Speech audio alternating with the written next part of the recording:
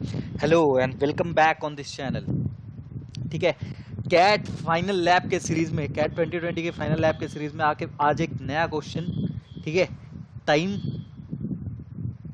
And work के ऊपर।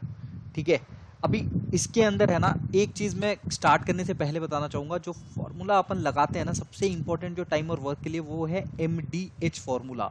चाहे आप मसाले के नाम से याद रख लो, चाहे जैसे भी याद रख लो, MDH जो है वो बहुत ही ज्यादा इंपॉर्टेंट फॉर्मूला है। ठीक है, इसका फुल फॉर्म होता है मिन डेज एंड आवर्स। ठीक है, ये चीज जो है वो काफी हेल्प करने वाला है आपको किसी भी क्वेश्चन को बनाने में, टाइम एंड वर्क में। ठीक है, तो आइए आगे देखते हैं इस क्वेश्चन को। ये भी बहुत इंपॉर्टेंट क्वेश्चन। इस क्वेश्चन के अंदर है ना, टाइम और वर्क के अलावा हमने एपी भी यूज किया है, ताकि आपके दो कॉन्सेप्ट यहाँ पे एक साथ रिवाइज हो जाए। तो ये क्वेश्चन जो है वो ये है कि a group of 20 painters started painting a palace. On the first day, all 20 painters were present, but from second day onwards, one painter dropped out every day. Eventually, the palace was painted in 13 days. How many days would a group of 14 painters have taken to paint the palace? ठीक है, अब इस question को ना हम दो तरीके से बना सकते हैं। ठीक है, दो तरीके से बना सकते हैं, बट इवेंचुअली जो कॉन्सेप्ट होगा वो सेम लगेगा। अब देखो, या तो मैं मान लूं कि हर एक वर्कर जो है, हर एक पेंटर जो है, मान लो वन पेंटर के एक दिन में बस एक यूनिट काम करता है, और या तो फिर ये हो जाएगा कि one painter will work as, एक दिन के अंदर कितना वर्क करेगा ये, ठीक है, एक दिन के अंदर ये 1 यूनिट वर्क करेगा, एक मैन के बराबर वर्क करेगा। अब ये जो चीज है इस क्वेश्चन में, भले ये जो सेकेंड मेथड मैं कर रहा हूं वो आसान हो जाए, बट एग्जाम के अंदर ये वाला मेथड जो होगा वो काफी आसान होगा। जैसे अब देखो, फर्स्ट डे के अंदर जो है आपके 20 वर्कर काम कर रहे हैं, तो यहाँ पे 20 यूनिट्स हो गए आपके पास। ठीक है, जो वर्क हो गया। ठीक है, उस तरीके से फर्स्ट डे के लिए यहाँ जो आपको टोटल यूनिट ऑफ वर्क हो गया वो 20 यूनिट्स हो गए। ठीक, अब जब फर्दर सिंप्लीफाई करूंगा, फर्दर अगर मैं सिंप्लीफाई करता हूँ, मैं डिवाइड कर देता हूँ। ठीक है, तो हमें पता है कि हर दिन एक एक वर्कर गिर रहा है, तो 20 हो गया फर्स्ट डे, 19 हो गया सेकेंड डे, 18, और इस तरीके से सो ऑन। ठीक, और कहाँ तक ये कहानी चलेगी? 13th डे तक। 13 डे तक ये कहानी चलेगी, क्योंकि हमें लिखा यही है कि एक एक वर्कर जो है वो गिरते रहेंगे, और 13वें दिन हमारा काम जो है वो कंप्लीट हो जाएगा। अब यहाँ पे देखो आप, तो ये कुछ नहीं बल्कि एक डिक्रीजिंग एपी है। ठीक है, तो डिक्रीजिंग एपी है, तो जो इसका 13 टर्म होगा, या तो आप T13 के हिसाब से निकाल लो, तो T13 जो यहाँ पे आ जाएगा वो आ जाएगा 20 माइनस 12D। ठीक है, माइनस साइन मैंने यहाँ पे इसलिए लिखा हुआ है क्योंकि ये जो एपी है वो डिक्रीजिंग है। ठीक है, वरना अगर आप प्रॉपर फॉर्मूले से चलोगे तो ये आ जाएगा प्लस के टर्म्स में, that is Tn is equal to A plus n minus 1 D के फॉर्म में होता है। ठीक है, जो n टर्म होगा वो इस तरीके से हम लिखते हैं। तो d की जो वैल्यू दे रखी है यहाँ पे क्या है, d की वैल्यू हमारी -1 दे रखी है, तो T13 जो है वो हमारा आ जाएगा 20 minus 12 and that would be equals to 8। ठीक है, तो जो काम यहाँ पे बंदों ने किया है, जो total summation of the work होगा, S13 जो होगा वो कितना हो जाएगा 13/2, और ये क्या हो जाएगा 20 प्लस 8। तो ये फॉर्मूला मैंने कहाँ से लिखा? देखो, समेशन का भी दो फॉर्मूला होता है आपके पास। ठीक है, समेशन का जो एक फॉर्मूला होता है वो होता है Sn is equal to n/2 2a plus n-1 into D, और जो दूसरा फॉर्मूला होता है Sn is equal to n/2 first term plus the last term और nth टर्म।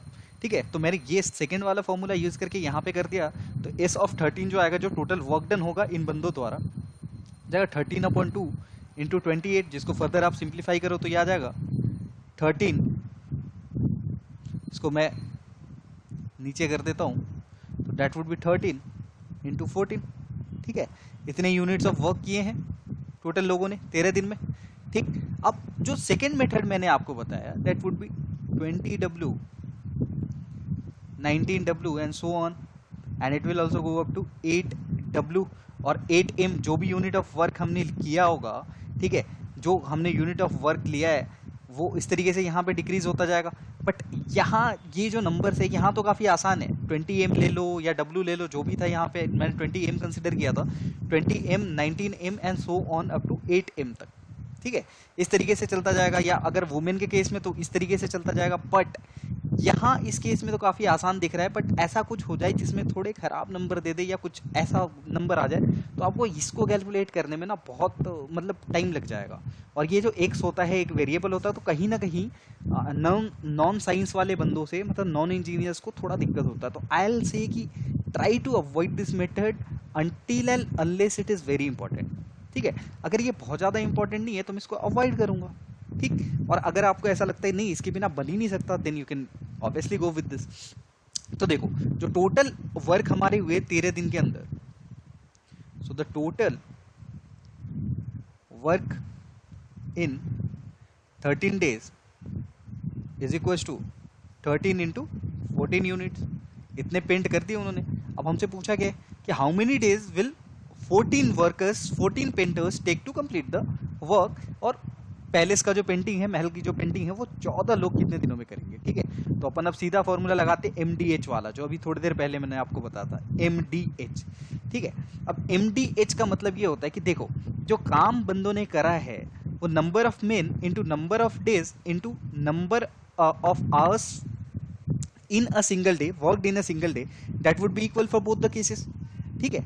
तो यहाँ से मैं सीधा सा इसका याद रखना कि MDH वुड बी कांस्टेंट, है ना। तो यहां से मैं कह सकता हूं कि M1 D1 H1 is equal to M2 D2 H2।